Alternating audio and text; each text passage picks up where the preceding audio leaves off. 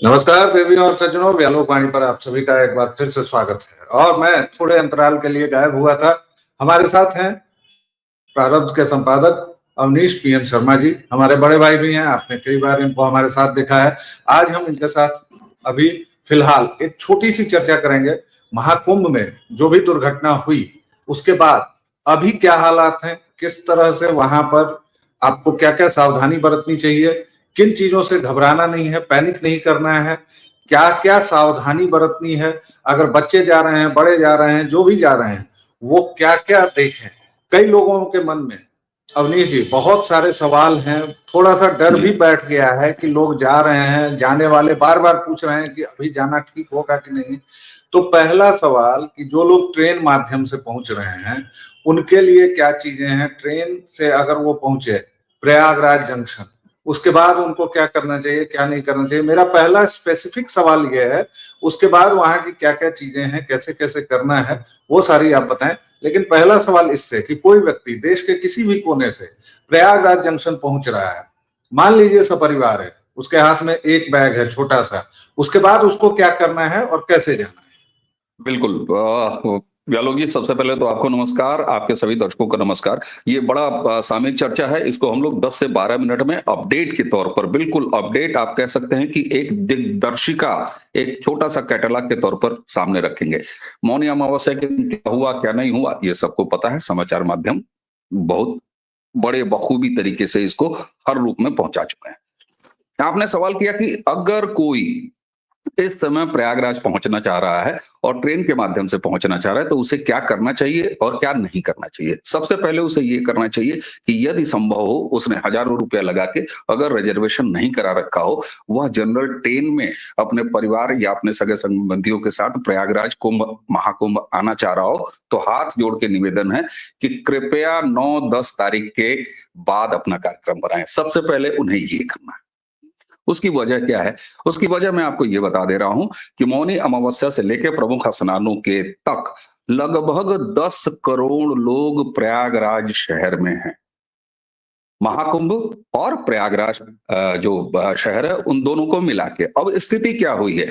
आप जरा सोचें कि 24 घंटे 48 घंटे में अगर 10 करोड़ लोग एक शहर में इकट्ठे हों और अमावस के स्नान के बाद लोगों ने करना क्या शुरू किया, सबको अपने अपने गंतव्य स्थलों, अपने अपने घर की वापसी करनी थी। तो सारा जो श्रद्धालुओं का जो पूरा हुजूम है, वो हुजूम महाकुंभ क्षेत्र से निकल के, मेला क्षेत्र से निकल के प्रयाग के अलग अलग रेलवे स्टेशन, बस स्टेशनों की तरफ रवाना हुआ। रामबाग स्टेशन हो, झूसी स्टेशन हो, दारागंज स्टेशन हो, जंक्शन हो, प्रयागराज स्टेशन हो, एक दो स्टेशन नहीं है। इन सारे स्टेशनों के सामने लगभग लाखों की संख्या में ऐसे श्रद्धालु इकट्ठे हो गए जो ट्रेनों को पकड़ना चाहते थे और पकड़ना चाहते हैं, चाहते थे नहीं, अभी भी स्थिति यही चल रही है। तो फिर हुआ क्या?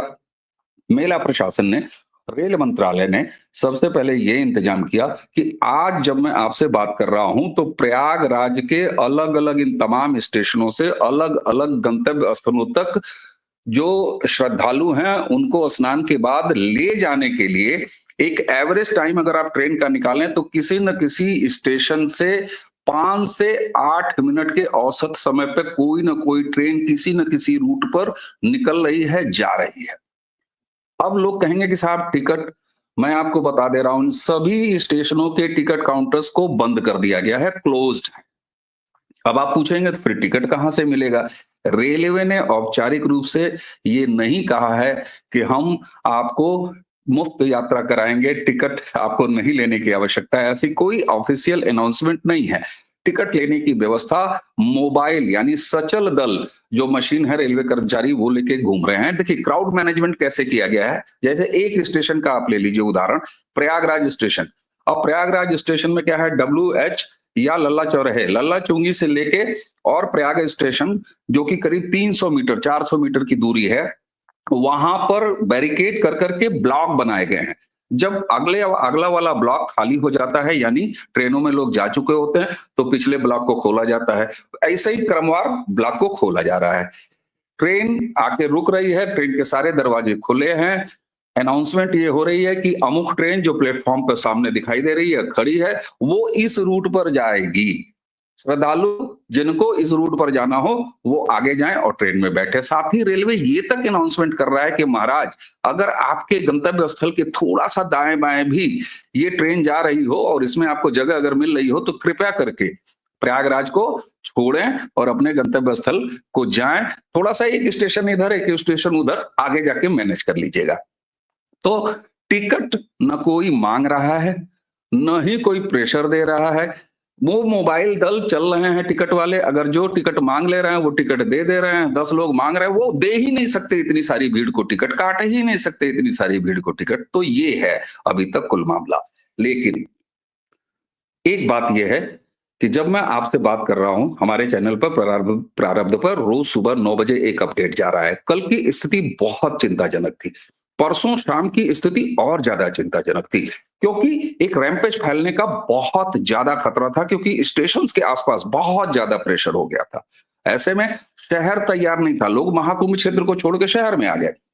शहर इस बात के लिए तैयार नहीं था, लेकिन स्थानीय प्रशासन ने और प्रयागवासियों ने बड़ा दिल दिखाते हुए सबसे पहले क्या किया, सेल्फ इनिशिएटिव लेते हुए इलाहाबाद यूनिवर्सिटी उसके कैंपस को खोल दिया गया। बहुत विशाल कैंपस है, मेरी अपनी यूनिवर्सिटी है, मैं वहां का छात्र हूं, मुझे गर्व है, पूर्व छात्र रहा हूं।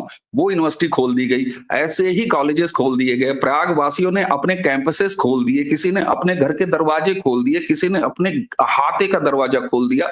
और उसी के साथ सिर्फ इतना ही नहीं हुआ, प्रयागवासी लगातार वहां पर निःशुल्क बाइक की सेवा चला रहे हैं। कुछ ऐसे उत्साही बच्चे हैं, क्योंकि प्रयागराज आपको पता है छात्रों का शहर ये इस रूप में जाना जाता है। हमारे पूर्वी उत्तर प्रदेश, पश्चिमी उत्तर प्रदेश, बहुत संख्या में आपके बिहार से वो बच्चे वहां कॉम्पिटिटिव एग्जाम्स की तैयारी करते हैं, पढ़ाई करते हैं। वो सब आज की तारीख में वॉलेंटियर्स के रूप में तब्दील हो चुके हैं। जिनके पास बाइक है वो अपने पैसे से पेट्रोल भरा रहे हैं, लोगों को निःशुल्क, जो अफोर्ड कर सकते हैं उनको निःशुल्क छोड़ रहे हैं। कुछ ऐसे भी बच्चे हैं जो कह रहे हैं कि ठीक है, पेट्रोल के लिए कुछ भी पैसा दे दीजिएगा, लेकिन बैठिए, आइए। लोग प्रायोरिटी किसको दे रहे हैं? वो बच्चे, इसमें प्रयागराज के लोग भी शामिल हैं, बच्चे भी शामिल हैं। प्रायोरिटी किसको दे रहे हैं? वृद्धजन को, असहायों को, जो चल नहीं सकते। कुछ लोग निःशुल्क बैठा रहे हैं, कुछ कह रहे हैं कि ठीक है, जो भी टिप हो, जो भी दान हो, आप दे दीजिएगा, कम से कम पेट्रोल। लोग दे रहे हैं और उस सुविधा का लाभ उठा रहे हैं। मेरे ही साथी संदीप सिंह फाफामऊ लखनऊ की तरफ से गए थे, फाफामऊ से वो कुंभ क्षेत्र, ऐसे 3 शुल्क आधारित और निःशुल्क आधारित 2 पहिया वाहन से पहुंचे हैं। लेकिन एक बात और है, अब स्वतः अनुशासन की बड़ी आवश्यकता है। आप समझ लीजिए 10 करोड़ लोग एक खास समय पर वहां पहुंच गए हैं, उनको निकलने में समय लगेगा। धीरे धीरे वो निकल रहे हैं, सड़क मार्ग से निकल रहे हैं, बस से निकल रहे हैं, ट्रेन से निकल रहे हैं। हमें वो समय देना होगा ताकि प्रयागराज से लोग निकल जाएं। उसी के साथ एक बड़ी मासूम सी जिद भी है। मासूम सी जिद जानते हैं क्या है? मौनी अमावस्या का स्नान हमने कर लिया, लोग रुक गए हैं कि बसंत पंचमी नहा के जाएंगे। हमें ये जिद छोड़नी होगी। इसमें एक जिज्ञासा और मैं जोड़ दे रहा हूं, उसके बाद आप इसी को कंटिन्यू कर लीजिएगा। कि मान लीजिए जिन्होंने पहले से, बहुत पहले से करवाई है, श्रद्धालु हैं, जैसे आज या कल की टिकट करवाई है, 3 को फिर से अमृत स्नान है, राजसी स्नान है, और उस दिन फिर से भीड़ होने की उम्मीद है। तो अभी जो लोग मान लीजिए जिन्होंने किसी वजह से बहुत पहले टिकट कटवा लिया है, ये एडवाइजरी तो खैर हम लोग दे रहे हैं कि भाई बहुत जरूरी नहीं है, और अगर ये नहीं है तो थोड़ा सा इंतजार कीजिए, उसके बाद चले जाइएगा। लेकिन जो लोग पहुंच रहे हैं उनके लिए आपने व्यवस्थाएं बताई कि लोग क्या कर रहे हैं, प्रशासन क्या कर रहा है, बच्चे क्या कर रहे हैं, यहाँ तक कि प्रवासी छात्र, जो छात्राएं जो पढ़ने गए हैं वहां, वो भी इन दिनों किस तरह से सड़क पर उतरकर मदद कर रहे हैं। फिर भी इस सब के बावजूद जो एक सामान्य मध्यवर्गीय परिवार का आदमी होता है, वह पत्नी के साथ 2 बच्चों के साथ अगर जा रहा है तो उसके क्या एप्रीहेंशन होंगे, वो आप समझ सकते हैं। उन लोगों के लिए आप क्या कहना चाह रहे हैं? बिल्कुल, मैंने पहले ही बताया, जी आपने बताया है, एक बार देखिए खास तौर से पॉइंटेड, बिल्कुल खास तौर से मैं बता रहा हूं। मैंने पहले ही बताया कि अगर आपने हजारों रुपया लगा के पहले ही अपने रिजर्वेशंस नहीं करा लिए हैं, आप ट्रेन में बैठ के आना चाहते हैं, तो उनसे मेरा निवेदन है कि कुछ दिन की यात्रा टाल दीजिए, बड़े आराम से आइए। लेकिन जिन्होंने अपने टिकटिंग करा रखी है, अगर मैं एवरेज आपको बताऊं तो 10 लोग अगर पिछले 24-26 घंटे में 48 घंटे में 10 लोगों का एवरेज अगर प्रयागराज छोड़ने का है तो 5 से 6 लोग प्रयागराज आ रहे हैं। ये रेशियो अभी भी मेंटेन। तो ऐसा नहीं है कि उन्हें नहीं आना चाहिए, उन्हें आना चाहिए। हाँ, अब मैं बता रहा हूं, अगर आप रेल से आ रहे हैं तो रेलवे स्टेशन पे उतरिए और सुन लीजिए, माँ वैष्णो देवी आप ट्रैक करके जाते हैं, 4 धाम की यात्राओं में बहुत धाम की यात्राएं आप ट्रैक करके जाते हैं, अमरनाथ की यात्रा आप ट्रैक करके आते हैं। वो दिन भूल जाइए। इस महाकुंभ में प्रयागराज और त्रिवेणी और महाकुंभ का जो पूरा सीन है वो पहले जैसा नहीं है कि आप लेटे हनुमान जी तक अपनी गाड़ी में लेटे चले जाएंगे, और जब लेटे हनुमान जी का मंदिर आपको दिखाई देगा तब आप अपनी पीठ सीधी करेंगे, जूता उतारेंगे, गाड़ी से उतरेंगे और उसके बाद जाके दर्शन करेंगे। अगर किसी को इस बात की उम्मीद है तो कृपया महाकुंभ की तरफ रुख ना करें। ऑन एवरेज 3 से 5 किलोमीटर पैदल चलने की उम्मीद लेके आइए, उसकी तैयारी करके आइए। मान लीजिए आप जंक्शन स्टेशन पर उतर गए, वहां ई रिक्शा चल रहे हैं शहर में, समय समय पे, मैं फिर कह रहा हूं, समय समय पर ट्रैफिक डाइवर्जन रहेगा। अगर आप बसंत पंचमी के 2 दिन पहले वहां पहुंच रहे हैं तो आप ट्रैफिक डाइवर्जन के शिकार होंगे। आपको ये मानना पड़ेगा। हो सकता है आपको जंक्शन से लेके महाकुंभ क्षेत्र तक की यात्रा पैदल करनी पड़े, क्योंकि ट्रैफिक रिस्ट्रिक्शंस उस समय रहेंगे। एक तो ये सीधी सी बात है। एक तो जिद आप मौनी अमावस्या को ही नहाएंगे, दूसरी हमारी सनातनी जिद कि अमृत काल में ही नहाएंगे, तीसरी हमारी जिद कि त्रिवेणी में ही डुबकी लगाएंगे। अरे पूरी गंगा जी है, बनारस में जाके जब गंगा जी मिलती हैं तो प्रयागराज से होकर जाती है ना ब्यालोक जी। वहां पर कोई गंगा मैया को खोजता है क्या? हेलो गंगा मैया कहाँ हो? नहीं, वहां पूरी तरह गंगा है। पटना में, बिहार के क्षेत्र में जब गंगा मैया पहुंचती हैं तो वहां कोई पूछता है क्या, हे यमुना मैया तुम कहाँ हो, हे सरस्वती मैया तुम कहाँ हो? नहीं। इसलिए पूरे माघ, पूरा मेला क्षेत्र, पूरा प्रयाग इस समय संगम है, त्रिवेणी है। जहां भी उन्हें मिले, चाहे वो यमुना मैया हो चाहे वो गंगा मैया हो, छपाक छपाक करके खूब नहाइए, हर तरफ से आइए, चाहे वो झूसी का क्षेत्र हो चाहे इधर का क्षेत्र हो।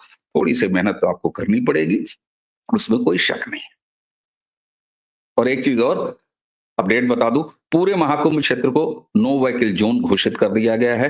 केवल और केवल मेडिकल सुविधाएं और राशन पानी, क्योंकि अखाड़े लगे हैं, शिविर लगे हैं, कल्पवासी हैं, वहां पर राशन की दुकानें, हर सेक्टर में 2-2 दुकानें खुली हुई हैं, प्रॉपर बड़ी बड़ी एक तरह से राशन की। वहां रसद पहुंचाने वाले और पुलिस की ड्यूटी माइंडेड, पुलिस की ड्यूटी करने वाले 2 पहिया वाहन, इसके अलावा मेडिकल एम्बुलेंसेस को छोड़ के हर तरह के वाहन 4 तारीख तक मेला क्षेत्र में प्रतिबंधित है। हो सकता है ये प्रतिबंध और आगे बढ़ा दिया जाए। एक चीज और जिससे हम भारतीय बड़ा चिढ़ते हैं और चिढ़ना भी चाहिए, किसी तरह का वीवीआईपी, टीआईपी, सीआईपी, एलआईपी, इस तरह का कोई भी पास, कोई भी सुविधा, वह सारा कुछ निरस्त कर दिया गया है। इसलिए बहुत आराम से आइए। लेकिन अगर वीवीआईपी और सारी व्यवस्था समाप्त कर दी गई है तो कोई वीवीआईपी अगर आएगा तो वो भी पैदल जाएगा, हमको आपको भी पैदल जाना है। जब आप बसंत पंचमी में आके डुबकी लगाने की जिद ठानेंगे तो फिर आपको पैदल चल के जाना होगा, क्योंकि ट्रैफिक रिस्ट्रिक्शंस होंगे। हर चीज एक साथ नहीं मिल सकती। अंत में मेरा अपने सभी सनातनी भाइयों से हाथ जोड़ कर निवेदन है कि ये महापर्व हमारा है, हमें इसे स्वतः अनुशासन से वो शानदार, आप देखिए ना हमारे संतों ने जो आदर्श प्रस्तुत किया है, राजसी स्नान, अमृत स्नान को सांकेतिक रूप में 13 अखाड़ों के 13 जूनियर संत केवल सिंबॉलिक स्नान किए हैं। हम सिर्फ उन्हीं के आदर्शों का अगर पालन कर लें तो हमारे लिए पर्याप्त है। उन्होंने पूरा एक बड़ा उदाहरण प्रस्तुत किया है। इसलिए सुनिए, गुल खाएंगे और गुलगुले से परहेज करेंगे तो ये नहीं होगा। आपको बसंत पंचमी में स्नान भी करना है और तनिक भी तकलीफ जी नहीं हो तो ऐसा नहीं होगा। आइए, खूब जी आइए। 10 लोग जा रहे हैं तो 6 लोग आ भी रहे हैं, आप भी उस 6 की भीड़ में शामिल होके आइए। बच्चे को जरा कंधे पे बैठा के मेला दिखाइए ना, इस संस्कृति का वाहक बनिए।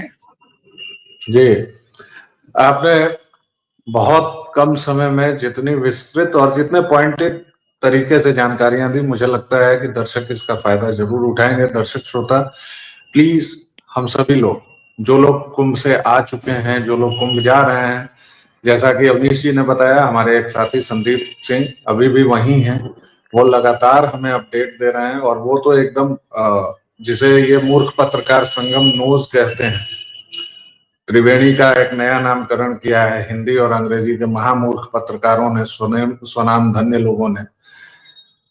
तो जो त्रिवेणी है, जहां संगम बिल्कुल स्पष्ट है, वो ठीक उसी इलाके के आसपास है। तो उनसे बेहतर जानकारी और कहीं नहीं मिल रही है। हमने ये सारी जानकारी इसलिए दी, इस छोटे से विराम के बाद मैं लौटा क्योंकि मैंने देखा कि महाकुंभ में थोड़ी सी दुर्घटना हुई है। एक भी जान जाए वह दुखद है। यहाँ तो हमारे दर्जनों भाई लोग बहनें चले गए हैं परमात्मा के पास, उन सब के लिए दुख है।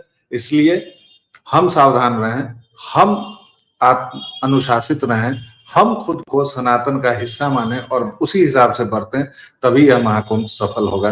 फिलहाल इतना ही। अगले वीडियो में फिर किसी विषय को लेकर हाजिर होंगे। अवनीश जी, आपने हमें समय दिया, बहुत बहुत धन्यवाद। दर्शकों, इसी के साथ जय सिया राम। जय जय श्री राम।